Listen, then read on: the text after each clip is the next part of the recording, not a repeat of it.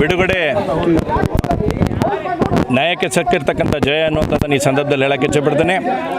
ನಾವು ಮೊನ್ನೆ ಹೋರಾಟ ಮಾಡ್ತಕ್ಕಂಥ ಸಂದರ್ಭದಲ್ಲಿ ನಾವು ಹೇಳಿದ್ವಿ, ಯಾವುದೇ ಕಾರಣಕ್ಕಾದರೂ ಅವ್ರು ಬಿಡುಗಡೆ ಆಗಬೇಕನ್ನೋಂಥ ಆಗ್ರಹವನ್ನು ಕೂಡ ಮಾಡಿದ್ವಿ.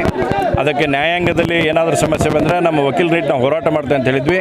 ಇವತ್ತು ವಿಶೇಷವಾಗಿ ನಮ್ಮ ಸಂಜೀವ್ ಬಡಸ್ಕರ್ ಅವರು ಮತ್ತು ಅಶೋಕ್ ಅಣ್ವೇಕರ್ ಅವರು ಸೇರಿಸಿ ಇವತ್ತು ನ್ಯಾಯಾಲಯದಲ್ಲಿ ಭಾಳ ಒಳ್ಳೆ ರೀತಿಯಿಂದ ವಾದ ಮಾಡೋ ಮುಖಾಂತರ ಶ್ರೀಕಾಂತ್ ಪೂಜಾರಿ ಅವರು ಇವತ್ತು ಬಿಡುಗಡೆ ಆಗಿದೆ. ಹೋರಾಟಕ್ಕೆ ಸಿಕ್ಕಿರ್ತಕ್ಕಂಥ ಜಯ ಅನ್ನುವಂಥದ್ದನ್ನು ನಾನು ಈ ಸಂದರ್ಭದಲ್ಲಿ ಹೇಳೋಕ್ಕೆ ಇಚ್ಛೆಪಡ್ತೇನೆ.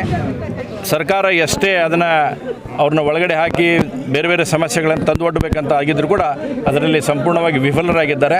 ಆಮೇಲೆ ರಾಜ್ಯದ ಜನತೆಗೆ ಇವತ್ತು ಸನ್ಮಾನ್ಯ ಮುಖ್ಯಮಂತ್ರಿಗಳು ಮತ್ತು ಗೃಹ ಸಚಿವರು ಸುಳ್ಳು ಹೇಳ್ತಕ್ಕಂಥ ಕೆಲಸ ಮಾಡಿದರು. 16 ಕೇಸ್ಗಳು ಅವ್ರ ಮೇಲೆ ಇದ್ದಾವಂತಂದೇಳಿ, ಆದರೆ 15 ಕೇಸ್ಗಳಲ್ಲಿ ಈಗಾಗಲೇ ಅವರು ಬಿಡುಗಡೆ ಆಗಿದ್ದರೂ ಕೂಡ ಅವ್ರ ಮೇಲೆ ಕೇಸ್ ಇದ್ದಾವೆ, ಅವರು ಕ್ರಿಮಿನಲ್ ಅಂತಕ್ಕಂಥ ಬಿಂಬಿಸ್ತಕ್ಕಂಥ ಕೆಲಸವನ್ನು ಮಾಡಿದರು.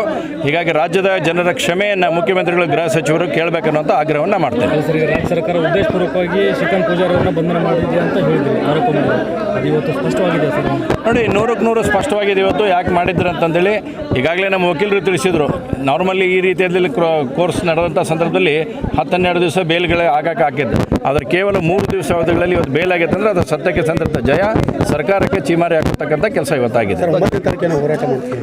ಮೊನ್ನೆ ರಾಜ್ಯಾಧ್ಯಕ್ಷರು ಮತ್ತು ನಮ್ಮ ವಿಪಕ್ಷ ನಾಯಕರಾಗಿರ್ತಕ್ಕಂಥ ಅಶೋಕ್ ಅವರು ಇವತ್ತು ಸಭೆಯನ್ನು ಸೇರ್ತಾ ಇದ್ದಾರೆ. ಆ ಸಭೆಯಲ್ಲಿ ಅವರು ಏನು ತೀರ್ಮಾನ ತಗೊಂತಾರೆ ಅದರ ಮುಂದಿನ ಹೋರಾಟದ ರೂಪುರೇಷೆಗಳನ್ನು ನಂತರ ತಿಳಿಸಲಾಗಿದೆ. ಪೊಲೀಸ್ ಅಧಿಕಾರಿಗಳನ್ನ ಅಮಾನತು ಮಾಡಬೇಕು ಅಂತ ಒಂದು ಬೇಡಿಕೆ ಇಟ್ಕೊಂಡು ಹೋರಾಟ ಮಾಡ್ತೀವಿ, ಅದು ಮುಂದುವರಿಯುತ್ತಾ ಅಥವಾ ಇಲ್ಲಿಗೆ ಸ್ಟಾಪ್? ಅನ್ನೋದೇ ಹೇಳಿದೆ. ರಾಜ್ಯಾಧ್ಯಕ್ಷರಾಗಿರ್ತಕ್ಕಂಥ ವಿಜೇಂದ್ರ ಅವರು ಮತ್ತು ಆರ್ ಅಶೋಕ್ ಅವರು ಇವತ್ತು ಸಭೆಯನ್ನು ಬೆಂಗಳೂರಲ್ಲಿ ಸೇರ್ತಾ ಇದ್ದಾರೆ.